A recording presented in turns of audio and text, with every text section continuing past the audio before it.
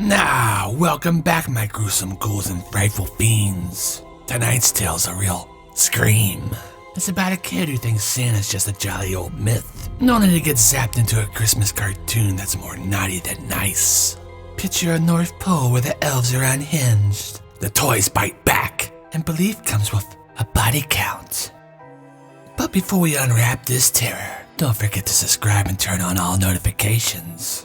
We wouldn't want you to miss a single shriek. No, and hit that like button. Give it a good whack, like you're smashing a cursed candy cane that's got your name on it. Trust me, it'll make your heart glow. Or maybe that's just the radioactive tinsel talking.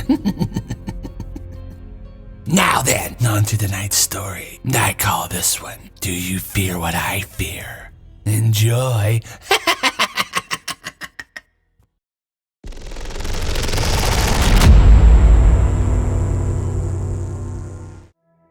I was 10 years old that Christmas, back when the world felt small and safe, and the worst thing I could imagine was getting socks instead of a new Game Boy. Looking back, I can still feel the crackle of the fireplace, smell the pine from the lopsided tree, and hear the drone of Mom's holiday specials on TV. I was sprawled on the couch, picking at a candy cane, and already sour about the whole Santa thing. I figured it out. Nobody could hit every house in one night, not even with magic reindeer. That was a scam, and I was done pretending. That's when it happened. The night I got sucked into a Christmas cartoon that wasn't all sugar plums and jingle bells. It was something else entirely. It started with the TV. Mom had left it on some old animated special, Santa's Workshop Wonders, where elves hammered toys and sung about joy in their voices so chipper it made my teeth hurt. And I rolled my eyes and grabbed the remote to change it, but the screen flickered.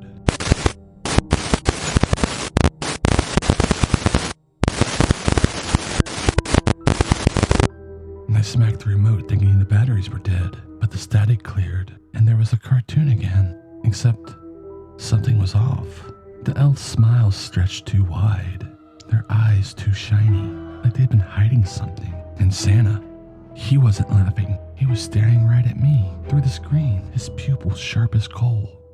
"Timmy," he said, my name rolling out slow and wrong, like he scraped it from the back of his throat. And I froze. Nobody else was home. Mom was at the neighbors. Dad was working late. The room felt colder, the Christmas lights dimmer, and I told myself it was a glitch, some interactive ad. But then Santa leaned closer, his beard curling like smoke, and said, "You don't believe in me, do you?" And I should have run, and I should have unplugged the TV and hid under my bed. But I was a stubborn kid, so I crossed my arms and said, "You're not real. Nobody's that fat and lives forever." Big mistake. The screen pulsed, glowing green and red, and a force yanked me forward, like invisible hands dragging me by my shirt. And I screamed, but it was too late. The room spun, the couch vanished, and I fell through the TV, landing so hard on the floor that smelled like sawdust and peppermint.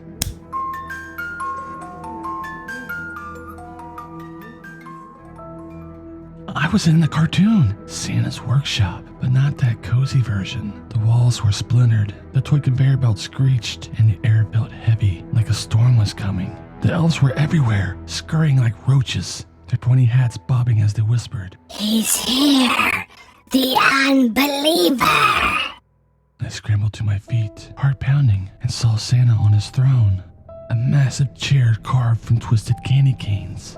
No, he wasn't jolly. His face was pale, his cheeks hollow, and his eyes burned with something ancient, something that didn't care about milk and cookies. "You think you can just stop believing?" he said, voice booming like a glacier cracking. "Faith keeps this place alive, Timmy. And you're starving us." I backed away, tripping over a toy train that snapped at my ankle like it had teeth. The elves giggled, a sound that crawled up my spine, and started circling me, holding hammer and wrenches that gleamed too sharp for a kid's show. "Fix him. One hissed, its grin splitting wider than his face would allow. Make him believe." Okay, I shouted, my hands are up, trying to sound braver than I felt. "This is nuts. You're Santa, not some creepy wizard. Where's the hot cocoa? Where's the presents?" I was hoping for a laugh, a way to break the tension, but Santa just tilted his head like a wolf sizing up a rabbit. You want presents? He said, snapping his fingers. An elf tossed me a gift box, wrapped in a paper that looked too much like skin, and I tore it open. I couldn't help myself.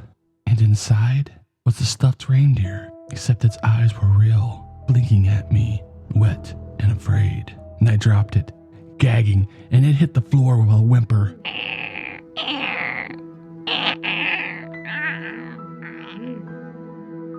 Run, Timmy, Santa whispered, and the elves lunged. And I bolted, weaving through the workshop, past vats of bubbling tinsel and shelves of toys that screamed when I brushed them.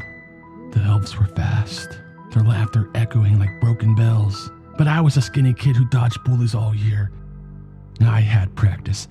I dove behind a giant nutcracker, its jaw crackling like it wanted to bite, and spotted the door labeled North Pole Exit. My only shot. The elves were closing in, chanting, Believe, believe, believe. Their voices blended into a drone that made my head throb. I sprinted for the door, but Santa's shadow loomed, stretching across the walls like a stain. You can't leave.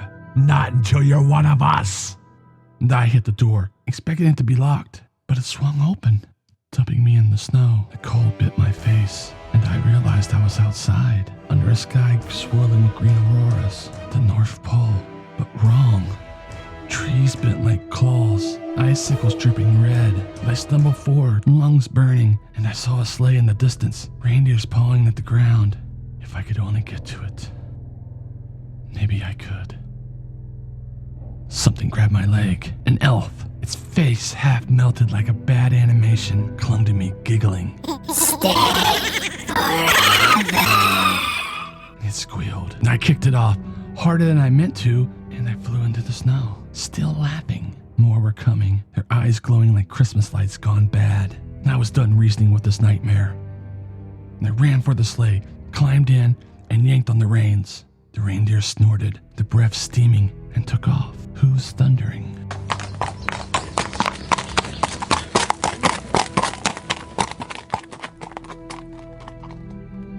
The sleigh rocked, wind screaming past, and I saw Santa in the sky, riding a shadow that wasn't quite a sleigh, his coat flapping like wings. You'll believe, he bellowed, and the auroras twisted into faces.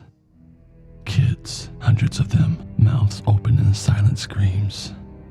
And I don't know how I got out. Maybe the reindeer knew I didn't belong, or maybe I believed just enough to break the spell. The sleigh hit a wall of light, and I woke up on the couch, TV hissing static, candy cane still in my hand. The house was quiet, the tree lights warm again. Mom came home an hour later, oblivious, and I didn't tell her. What could I say? That Santa was real, but not the way she thought? And I never watched that cartoon again, never stopped believing either. Not because I wanted to, but because I had to. And every Christmas, I leave cookies out. And every year, they're gone by morning. Sometimes, I swear I hear the giggles in the chimney. Too sharp for elves. And sometimes, when the TV flickers, I catch a glimpse of cold black eyes, waiting for me to slip up again.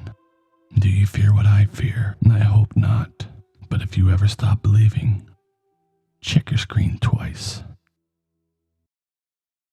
Well, my creepy comrades. Was it any stocking stuffed with shivers? Nah, poor Timmy learned the hard way that doubting Santa can lead to a sleigh of trouble. Scuff at the big red guy, and you might just get animated into a nightmare. That's no ho-ho hopeful holiday special. Belief's a tricky thing, kiddies. Ignore it, and you'll be jingled all the way to oblivion.